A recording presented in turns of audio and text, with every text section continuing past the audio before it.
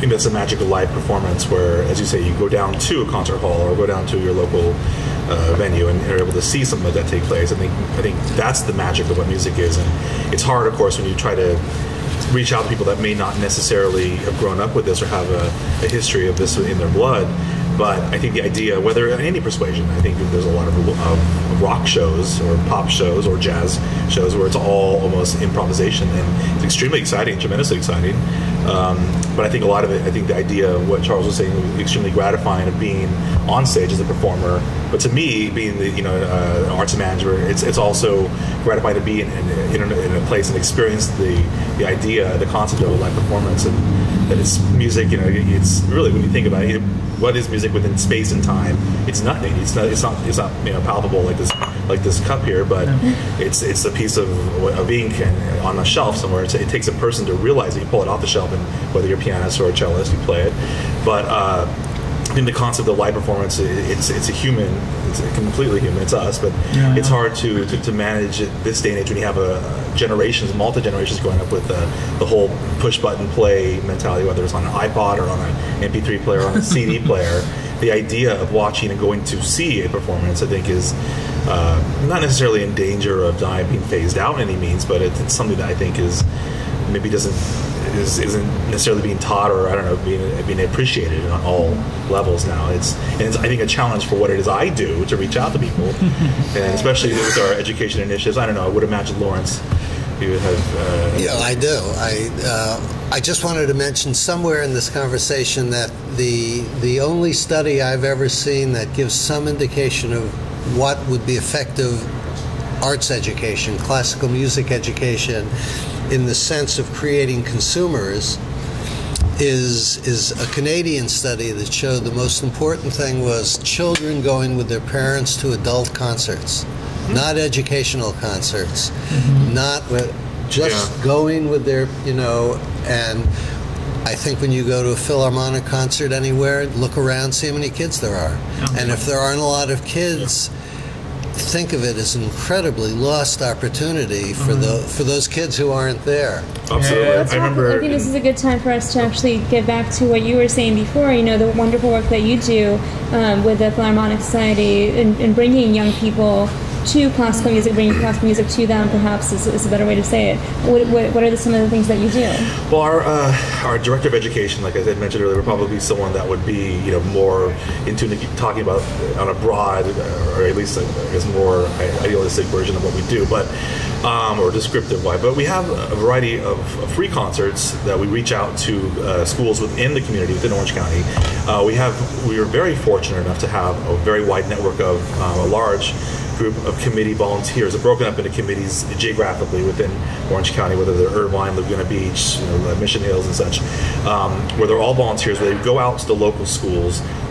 We pay them. For example, one of our initiatives is the Musical Me and Music Mobile program, where it's a large van full of instruments, and they arrive at a school, and they actually put these instruments in the hands of the kids, as I mentioned earlier, like all El Sistema, but not necessarily so organized, and they get to play these, and for many times it's the first time. Sometimes we have committees that go into Santa Ana, which is a large Latino population as well. We're trying to do that as well, reach out into that demographic. We also have concerts for 4th and 5th graders and 6th graders, where we partner up with the Orange County Youth Symphony Orchestra, and there are a series of 4 education concerts where there's a script. There's sometimes there's some multimedia and visual, but what the idea is getting these kids into the seats and going into the concert hall where they maybe have never done it before. But as you mentioned earlier, is it better to be part of an educational program as a kid, or is it better just to go with your family and experience it through the culture? I kind of like that idea. In Europe, that's what happens all the time. I mean, one of my first experiences was sitting up in the back tier of the Dorothy Chandler. I was 7 years old watching the entire performance of Le Notte di Figaro. Can you imagine a 7-year-old watching 4 hours of Marriage of Figaro? Yeah, but that was exciting to me. That was exactly the same for me. And now I try to go up to those seats and I get vertigo. I can't believe it is pretty high. Yeah. What's it like singing in that? It's big. I mean, I learned already in my career to to not worry about the size of the theater, because as soon as you do, you start to try to compensate for something, and that's when you run into trouble.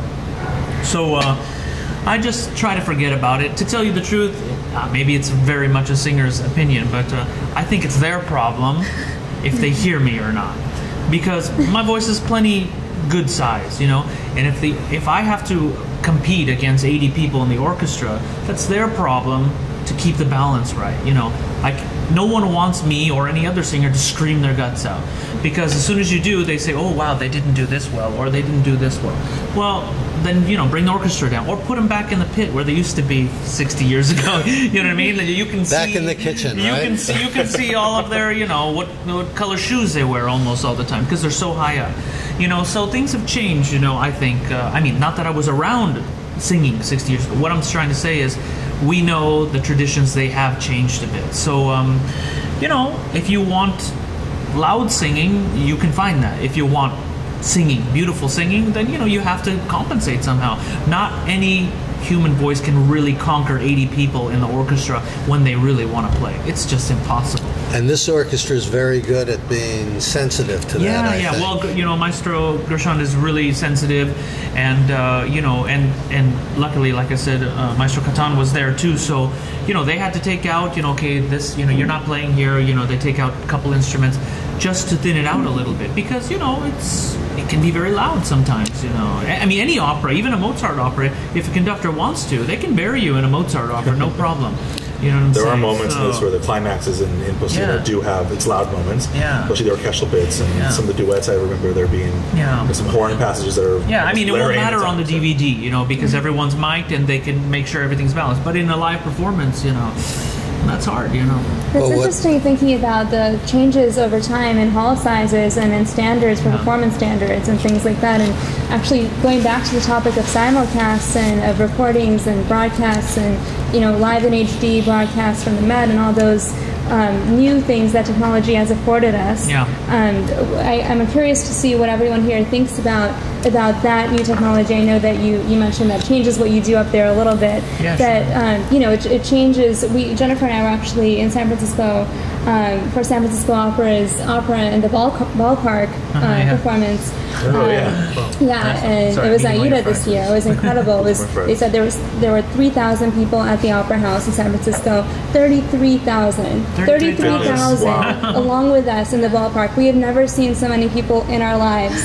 And actually, it was, for me, it was the first time I've ever been to a ballpark. It was my second time. So but the first time was not for anything baseball related. Well, I believe it's becoming a tradition there now for San Francisco Opera, where they do this annually now, which is, I think, a remarkable achievement. I remember a couple of years ago when Peter Gelb first started this new initiative. You see the pictures of Madame Butterfly. People are looking in Times Square. You know, you're used to seeing the ball drop on New Year's Eve, but then they're all looking up at the screen, watching the performance of whatever's on that night. But I think it's great that they're able to reach out to a whole new audience. And with the live in HD, I mean, it's millions, literally. You know, up to, I don't know what the highest number of people that they've had watching at a given time, but I mean, it's in theaters across it's growing. I think each year. We were in Berlin. I went to visit Charles once, where he was singing, and we were walking by. I think we were going to see a movie, and then they were advertising there in Berlin a live broadcast. Of course, it's live, so you had to wake up, or actually, I think it was a little later. In the evening. Maybe it was a little late in the evening, but but it's still it's live, and then people watching tickets or buying tickets in Berlin. But Jeff, let me ask you: would it help if all of the public media in your community, or, you know, NPR and public television, were work together to promote and to deliver classical music and opera? Certainly. I think by means of having radio programs or just anything, TV, anything. I mean, in Europe, it's all integrated, and here it's insane. It's like they've never heard of opera unless Mary Tyler Moore and Trebek get on and say, "Oh my God!" You know. We watched those old things. You know, Beverly Sills used to show up on Johnny Carson all the time. It was very, you know, it seemed very normal. I mean, like I said, that's before my generation. But what I'm saying is, I saw the videos, and she was on they were always on those late night shows and showing up and everything. So Yeah. I mean, I think it's not so strange. It's just not in fashion at the moment. I think. it would help out, of course, with our marketing department. You got to use less. We would have some sort of agreement or collaboration with local media. That always helps. There are, for example, the biggest outpouring of any kind of attention that I've seen is because of these two Carnegie, at least in my organization, is because of these two Carnegie Hall festivals, which now we tap into a national press corps, of course, because of the Carnegie Hall name. But at the same time, my boss gets to go down, and our artistic director is making more, or at least having more interviews, and is being filmed more, and speaking about what we do down in Orange County, and which is great. But I think it's going to take a collective desire, to be able to tap into any given audience, especially here in the States. But I think that would help any arts organization, especially my being a presenter, versus to say something that is standard. But what it is that we do, we don't have a product. For example, LA Opera can market Placido Domingo, or the LA Philharmonic can market Dudamel. And they do. You drive around, all you see is Dudamel's face in it, which is great. It works. You see his hair more often. There's more of that than this face usually absolutely. in the picture. Yeah. But what we struggle with is the fact that we don't have a tangible, sort of face to the organization. Yes, we have. Oh, yeah, exactly. Yeah, exactly. I mean, we have our events. Why not? Well, I guess we could get our artistic director, but I'm talking in the sense of who do you market as being the face of the Philharmonic Society. I guess it could be our artistic director. He's the one, Dean Corey, who drives the thing. Well, don't you think it sounds to me like you're not playing on a level playing field? Because other entertainment forms that you're competing with absolutely. Why can't you borrow more from what they do in terms of branding and selling and competing? We're trying, for what it is, close off relationship that we have, or close off a little example that we have. We're having now artistic director has started a blog, so it's sort of the idea to personalize and provide a face to the organization, where he discusses his travel or his cooking. He's a big culinary person, so he loves his big foodie. So he's talking about that. We also try to tie in with our events with the advertising with the center. It's hard to compete with the center, given the fact that they have a huge eclectic, lineage of what they do. They have Broadway, which is hugely successful. And now we have this huge tent. If you were to drive down there, you have a huge tent that's erected down for Peter Pan, which is this huge kids sort of all Cirque du Soleil show, which is great. But it's hard to tap into, I think, multi-generations that are not aware of what. Are those being presented by a not-for-profit organization? Correct. I don't get that. How can a not-for-profit organization present something that's a commercial enterprise? It doesn't seem fair. That's what you were discussing earlier about. Definitely understand what you're saying. I have another question. Have you thought of having celebrity drivers for the musical instrument vans? Oh, I see. That would be great. See, the problem is that it's sort of a fantastic idea. Showing up, let's say, with exactly, showing up with Charles Castronovo to do a vocal. Of course, a lot of it. Because we're a presenter, we don't have an artist. We don't have the luxury, let's say, of the Pacific Symphony or the LA Philharmonic. They get, let's say, Long or somebody to come in, or Midori to come in there for a week, and you're there to rehearse for the first bit of the week. Then they perform. We don't have the luxury because of the fact that our schedule is so short. We have maybe 12 hours with the artists. If they are there overnight, then you do, and they have a free day the next day. That's a very rare situation for us. But I think other established organizations such as LA Opera and the Pacific Symphony, the LA Philharmonic, could definitely benefit from something like that. I think we could, of course, as well. Absolutely, showing up and giving master classes is what we do. But we have a bit of a subsect for that. When as I mentioned earlier, we're the artistic brainchild behind the Laguna Beach Music Festival. It's an annual chamber music festival, which every year the model switches, where we have a guest artist who is the master sort of mentor artist. Then we have a young, on the verge of making a big, group or chamber music, either a string quartet or a little ensemble. And they give a variety of master classes within the university system there in Orange County, but also within the community of Laguna Beach. And they reach thousands of students when you tally it up at the end of the week. So that's a remarkable achievement, bringing someone that is an A-lister. 2 years from now, we're going to have Josh Bell, which is great. Joshua Bell, violinist, which is a tremendous coup for the 10th year anniversary of the festival. But branding for us is difficult. We don't have, as I mentioned, we don't have the luxury. So interesting. It's tough. You've got the greatest musicians in the world. You've got the greatest music in the world. Yeah, I think it's. I know. But how do you brand one performance? So, next week, the Dresden Staatskapelle. It's so interesting because it seems like when it comes to classical music and the arts, everything is a conflict between tradition and upholding that and trying new things. Whether it's getting people interested, of course, anyone who's trained in any type of music, musical instrument or art, is getting that tradition passed down to them. And of course, young people, the natural inclination is to hate tradition and to want to rebel against that. But we see these trends appearing in the marketing approach, online media. There's all these conflicts between the traditional way that worked for so long and this new approach. So it's just so interesting how it really affects all aspects of you see artists tapping into that as well. For example, on your web, on Charles's website, he has you have a podcast where you go around and you speak with your fellow artists. I interview my other colleagues. It's not about me. It's about my other colleagues. I meet so many interesting interviews people. Other colleagues and Why not? But you see that now. You see this new idea of people at a younger age tapping into this new medium, which is remarkably effective. I mean, we have a YouTube program, the Philharmonic Society, where we have. I interviewed a couple people, a couple artists, and you can see that on there as well. But we also show up. The Japan OC Festival has its own little page, and so it's this new media thing is great because you can it's free, get into it right away, which is what everyone wants. The best part is that I was just going to say it totally removes the need for critics. I wouldn't say that. We'll talk about it in a second. I mean, if you have great, huge outdoor projections and you have performances all over the place, in the next 10 years, this is going to be the development of classical music, then critics are going to play a totally different role. They're going to play a role of probably asking questions more than they are of passing judgments.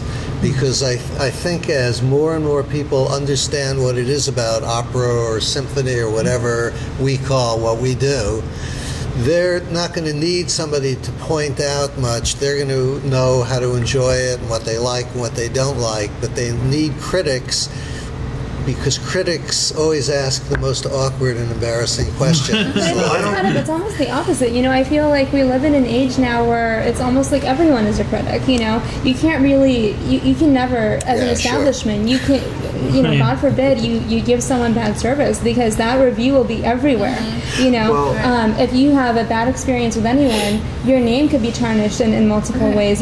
Twitter has more power than the New York Times in many ways. What about Yelping? Postino, what would you get?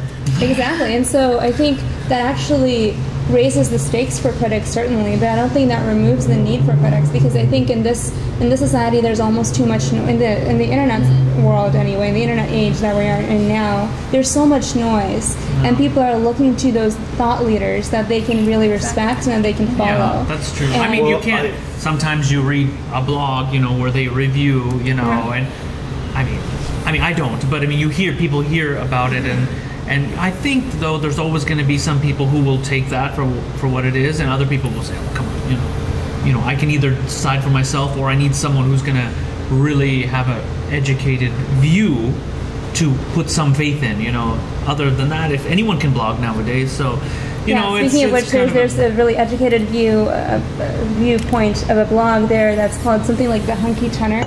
Oh God! I'm doing our research for our preparation for our interview with you. You did appear there, so. I did not do an interview for them, but I heard that it was on.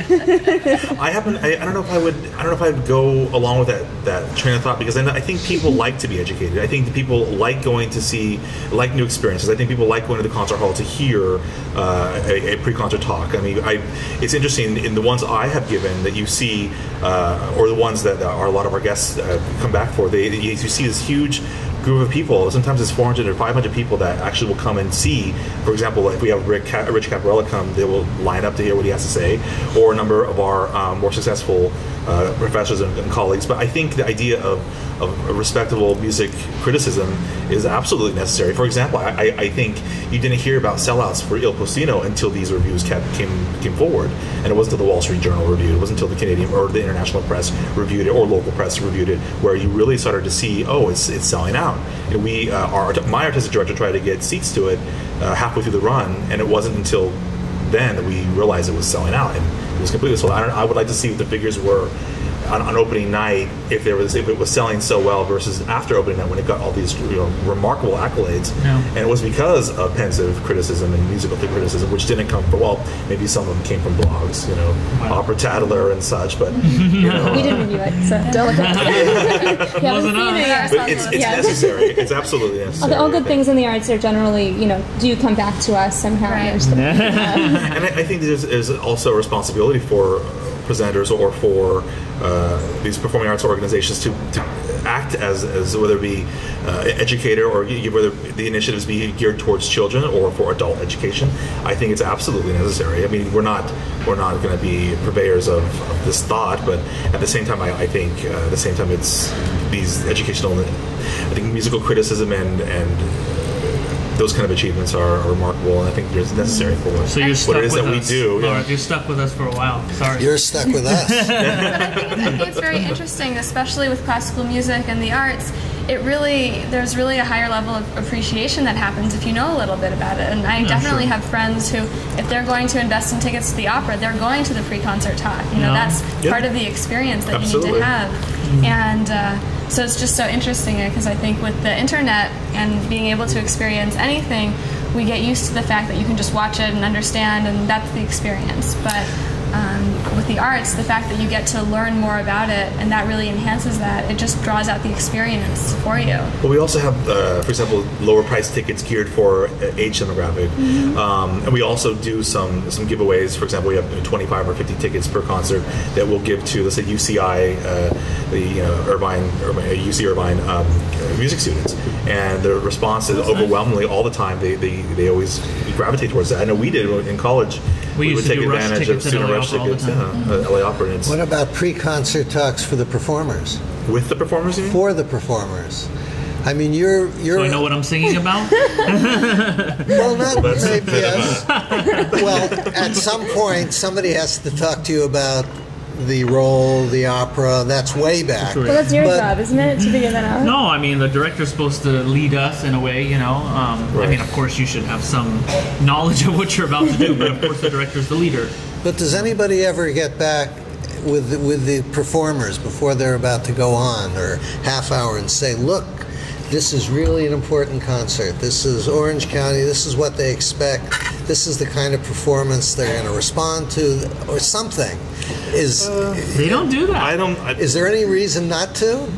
Would it hurt? Or like a pep talk? I mean, yeah, like at the Philharmonic last night. This was Dudamel and all of this. They have two people: a stagehand-looking guy dressed uncomfortably in a monkey suit, and a blonde who looks like she's part of the administration, and they're just standing out there. It's like they're counting heads. Is everybody in this? I mean, this is like so childish. Yeah. If anything, they should be behind this. They should be.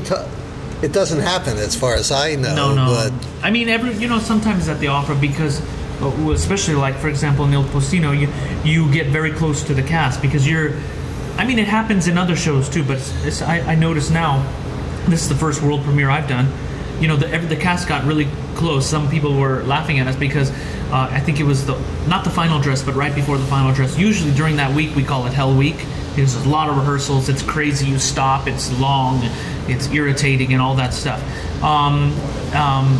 One of the lady who's doing the subtitles, she said, I was looking down there and it looks like a love fest. Everyone's hugging and kissing and everyone's relaxed and no one's stressed. But I think, in this certain case, you can really grow to, to be very much, well, what's the word I'm looking for? Just really close to your colleagues in this kind of situation. So before the show, it wasn't really a group pep talk, but you saw everyone was kind of, pumping each other up a little bit. Yeah. So I think it happens like that sometimes, but I've never seen it as like, let's get together and, let's go for it. Can you talk a little about your love interest in the opera? I mean, there's such great chemistry there. Oh, you mean about Amanda, who's actually singing it? Yeah, she's a great girl, Amanda Schiteri. She's American girl, but with Italian roots, so it's a lot like me. And she's super fun. She said if I wasn't a singer, she would go to clown school. And that's what she said. So I didn't make it. But she's super funny. So someone who's really open and warm and funny all the time, you know, it's hard to dislike this kind of person. You know, of course she's very beautiful also, so that helps. You know, and she's a great colleague. You know, we have tons of fun. Usually we're joking on stage. No one can tell. Well, now with the cameras, we've toned it down a little bit. But you know, usually we're joking on stage during a live performance, so it keeps it, you know, kind of bubbly and nice. So it's really good. Is chemistry in that kind of relationship an intangible that just happens or it doesn't, or is it something that you or the director can say, look, we need to... I think the director can try all he wants. If it's not there, then it's not there. Wow. I mean, I've worked with some really interesting sopranos, and sometimes it just, I don't know, that something just doesn't quite connect. You can be fine, but you can feel it, that there's no chemistry. Like they say, chemistry, you know. And you can't go to a counselor for that? Exactly. Well, you know, usually the chemistry is created outside of the actual performance. So it's in the rehearsals or something. You know, if you just on the break have a coffee together, sometimes, and you know, you can somehow, it happens or not, you know. I think it rarely happens just on stage, because if it doesn't happen just talking on the break, I don't think it happens so much on stage, you know. So it really depends, you know. They might even be an incredible performer, but for some reason, whatever, you know, performers all have their thing, you know. Sometimes they put a block, sometimes they have to concentrate on a certain thing, or sometimes they're self-conscious about this or that. And I'm not talking about them, I'm talking about me too. You know, so you might block off something where someone is open to you, or the vice versa, you know. So it's really tricky, you never know, you know. I mean, I'm an open person, so usually people can respond to that. But there's been plenty of times where I just didn't feel it, you know. And if you're, let's say, example, singing in Germany, which I do a lot, you rehearse for 5 days, let's say, if you jump into a production. Unless there's really an open feeling between the singers, 5 days is not long to really, you know. So that's part of your skill set. I think it is a skill set, yeah, you know, it really is, you know. I mean, when you're on stage, and I don't want to ruin the mood for anyone, but as a performer, you know, you need to make the audience feel something. And of course you feel it, but if you feel it too much, you're being selfish, you know what I'm saying? So if you want to sing something beautiful, but on stage you're supposed to be very sad, you can't really cry, because then you won't be able to sing. You have to make the audience cry, not yourself. So there's certain sections, like in Postino, I have kind of this really sad aria, and at the end, I have enough time before I sing again that I could let myself kind of get a little bit out of the control zone. And I'm not saying I'm a method actor or something like that, but I can let myself get a little bit more emotional, because I don't sing again for another 5 minutes, let's say, you know. And so if something does kind of come up, you know, I'm okay. But you can't do that in the middle of an aria, because you won't be able to sing, you know. Your throat catches up. You know what it feels like when you cry, you know. You can't sing. So so if you couldn't sing, what would you be doing? Would you also go to clown school? No, definitely not clown school. I would be a rock star, but just a guitarist, something like that. Or I would be in the army. I always wanted to be a soldier since I was a little kid, so if I couldn't sing, then you know. You could be in the singing ring. Yeah, I've played a lot of soldiers, but I've never been one.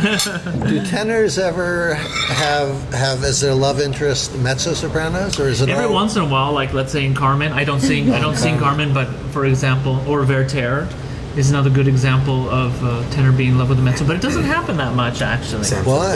Yeah, Samson Delilah. Sopranos are better. I mean, because they're too. Yeah, they're usually too bossy. Those mezzos. They're usually too bossy. They use, you know. Sopranos are flying up there in the sky somewhere. You don't have to really deal with them. It's much easier. Yeah, exactly. Well, you know, it's like I just finished an article about Beethoven's late quartets, and I talked to 10 players from 10 different quartets, and the most surprising thing to me was the second violinist from the Colorado Quartet, who said that really that's the most interesting part in the music, is the second violin part. The first violin part is off They do whatever they want. We, the other three instruments, have to fit everything into what we do into the first violinist who couldn't care less about it. Exactly. I was going to say something more. There's always one, right? I take that personally. No, it's just a reality. You can see it clearly in a string quartet in a certain piece of music. It's not so easy to see in an opera because an opera is such a complicated thing to put together. Yeah. It's very funny. I saw some old drawings, like bass, tenor, mezzo, and soprano, old, kind of drawings, and what they're thinking while they're on stage singing. And I think it was the bass is thinking about he was thinking about going home and like hunting or something Schnitzel, like that. probably. Yeah, he's thinking about hunting or doing something manly. The tenor in his little bubble was just dollar signs, the mezzo is thinking about the bass. That's what it showed. And the soprano is just thinking about the public, and the adoring public. But I guess there's some truth to that. But Well, I mean, when you asked or you said earlier, do you think it's a job of the organization presenter or I guess the opera company to motivate this prior to a concert? We hire the artists and and what comes with them. And there's a certain job that you hire them for, so why would we get in the way of that? You're hiring them for their expertise and their artistry, so you sort of back away from that. We would have, maybe afterwards you discuss some things that you liked about it, but it's an artist, it's not our job to critique them at all. I mean, you want to maintain a relationship, but what I do all the time is whether it be a relationship with the management or with the artist itself when they're on the ground, but you don't want to tarnish that in any way and try to steer them into doing something that you want to do or that you feel that they should be doing.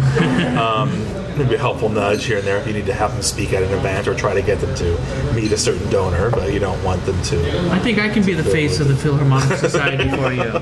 Just put me up all over the posters. And he needs the bicycle. You need to be. And instead of the van, it'll be one of those things like they have in Italy where you a bicycle. A bicycle with a little cart in back, and the kids running after you. And I'll have instruments in the back. There we go. Taking it to the kids. Maybe you should have delivered mail for one of the for Postino for the first couple of weeks. Yeah, that would have been good. Everything. But the other thing that we wanted to talk about was where are we heading with the classical music industry? What are some of the things that choral music and opera and all the different genres that comprise classical music and the performing arts, what should they be doing, and what are some of the things that are happening to move us into the rest of the 21st century? We're already so far into it, it's hard to believe, actually, sometimes. But I guess it's been 10 years now. Where are we heading in the next 10 years? Well, I like to think that the idea of being noticed. What is it that drives us to the point of being unique? Opera companies, whether they're doing new works, symphonic organizations are always trying to get new composers or build a school of composers. I think taking advantage of these new mediums that we have, I think that's absolutely vital, and being on the pulse, putting your finger on the pulse of where that's going. I'll just take the example of opera. Now with the simulcast, I think you're reaching out to a whole new demographic, a whole new younger generation, also older generation. But I don't know. I think what defines opera as being successful and legitimate now, this where we are currently, is there are probably two things that have driven it to the point of being so popular. Number one was super titles and the Met titles, and they're the ones that pioneered that. And then now you have people in the vernacular, you're able to see what's going on.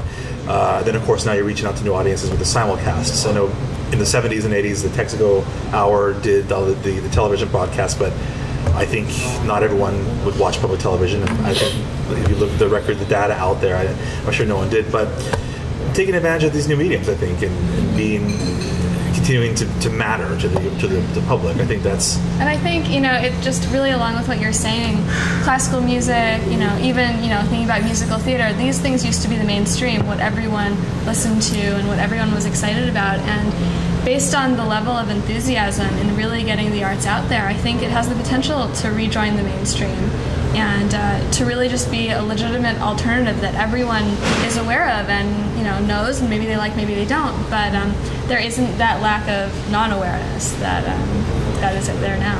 And we feel so strongly that new media and really leveraging the power that it affords to artists and arts organizations to get their message across, to really create that personal connection with their audience for the first time. It's never really been possible before. And to the extent to which they can use those tools, I think, and we think, with what we're doing with iCadenza, that really we can reach such a wider audience that way and get them to experience and try new things. It's interesting. There's a funny example about new media and how it actually was successful for an organization. Back in May, the New York Philharmonic performed 3 nights of Ligeti's Grand Macabre. I mean, now, when you listen to a recording of that, you think, okay, this is pretty far out there. It's pretty hard music to grasp. But I think they were approaching March and April, and I had a friend that was one of the singers in it, so I went to it and saw it. It was a fantastic performance. But the organization was approaching March and April, and they had virtually 20% ticket sales. So they had this bold initiative, this huge attack, strategy and media strategy. They had YouTube clips. They had stuff on the website. They had Alan Gilbert walking through the streets with death near him, walking and eating popsicles on New York. It's this funny little snippets here and there that would, of course, be, thematic with material, what the Grand Macabre was. But the result was 4 nights of sellouts for Ligeti's Grand Macabre in Avery Fisher Hall. Who would have thought? And that was all possible because of this media strategy that they employed, which is fantastic. They used their imagination also doing exactly, and it was in the new media department. In fact, I think they have a director now that's assigned just to new media. You've got such great passion for what you're doing. It's really very inspiring. Thanks. You have to believe in it, though. You really do. Otherwise, I'd be flipping burgers, I guess, right? Or being a pilot. I was never. The subtitle of my blog for Huffington Post is A Classical Music Investor's Guide. And I think what's going to happen sometime in the next 10 years is that somebody who now buys, a football team or a baseball team is going to realize that he or she can buy an orchestra or an opera company, that the mechanism is there legally to do it, and that right now, say, you could buy LA Opera maybe by just paying off its $14 million debt to the county. And it would have lots. I mean, to me, classical music is a tremendous investment opportunity. It's got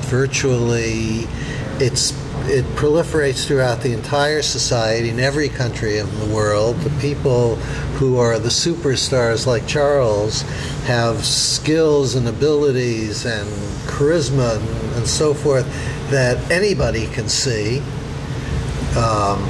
Whether you're sitting around this round table or you're performing, and nobody owns any of this. I'd love to own the LA Opera Company. Imagine what you could do with it. You'd get tremendous. You'd be able to fund it differently. The money that you would pay to buy it would go into an endowment fund for new spin-offs of exactly the same kind of organization. So you have a fully funded LA Opera Company, and then you'd have the spin-off little new LA Opera Company doing innovative stuff.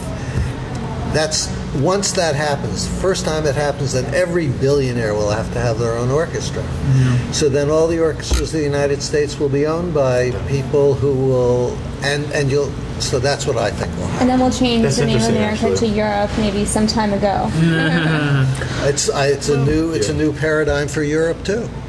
I don't think people that's how it started, right? A lot of opera and I guess so. But the 21st century thing is you really buy it in order to have an incredible thing you own. It's a major investment. Imagine you can meet your friends. Right now, if you're a board member, you're a donor to your organization or to the opera or whatever, you get to meet all the top people in the society, in the world. You can meet whoever you want. You can get Grandpa to conduct a show if you want, Well, no, it's an interesting model that is proposed. I think it sets about. There's, of course, there's a idea of having to be kind of one person that rules the whole thing, and that may not necessarily know the industry. So therefore, there could be some risk taken. It's no different than that. What's going on with various sports teams? Yeah. I mean, look at what we're getting from our big cultural organizations. They're really cautious. They're not giving us enough. They're not stimulating us enough. And they're getting all these tax deductions for it. I see what you mean, yeah. So, I mean, people want to be, definitely the wrong word, not shocked, but they want to be challenged, I think, sometimes, too, yeah.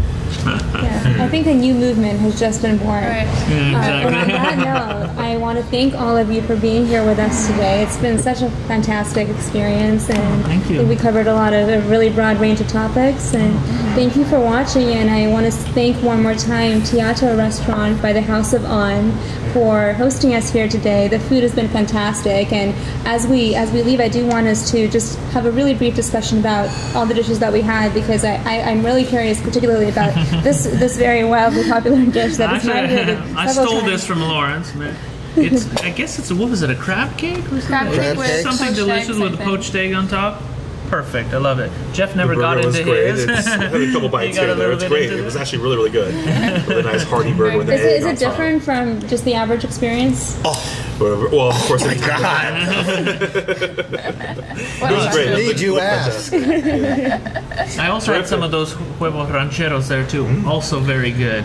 Very good. And I had everything. This corn chowder was great. Did not get any of the antioxidant. The salad is great. It's just that I worry about the blueberries sticking in my teeth. So that was my concern as well. Those damn blueberries. What I found really compelling about this salmon was that it was sometimes you have smoked salmon that's a little bit overly salty and you feel like you're eating a piece of salt. Sometimes there's no salt at all, and this is just perfect in that sense. And also I'll let you try it. Don't worry. Oh no.